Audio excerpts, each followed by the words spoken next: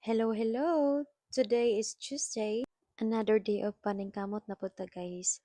So, after na to, og trabaho diya guys, syempre, mag-ready na puta para mahuli. Yan, nakashort nga to ang video karon guys. So among ting out day guys kay every 5 p.m. and then mag-input mi og 8 a.m. So after na guys, nigawas na ko og nagbabay na ko sa akong mga kauban syempre. And then, nag-time out na dayon ko guys.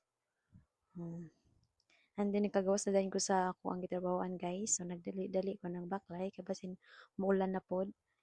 O syempre ang ako ang partner nagulat na po na ako guys. Ready na kay na siya guys. And after na pod guys nagluto na akong partner og karon mga na pod mi og panihapon namo. Simple lang ato ang panihapon karon guys, tinapa lang with pansit. So, okay na na siya guys.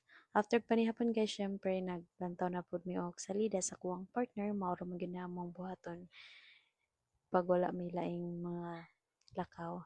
And then, aside na guys, ang iring taon, kasi namok og si pamak sa kong tiil, nasuya na siguro ning iringan ni.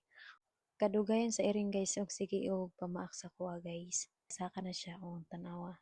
Isa ka na siya, nagpapansin ko na siya taman guys. Ang tawa. Pag humana na guys mo, adto na po na siya sa kilid sa kuwang partner. Awa. Papansin kayo guys. Grabe ka papansin guys. Gusto po siya magpa kako sa ako ang partner. Close magana silang duha. Maro to siya guys. Bye-bye.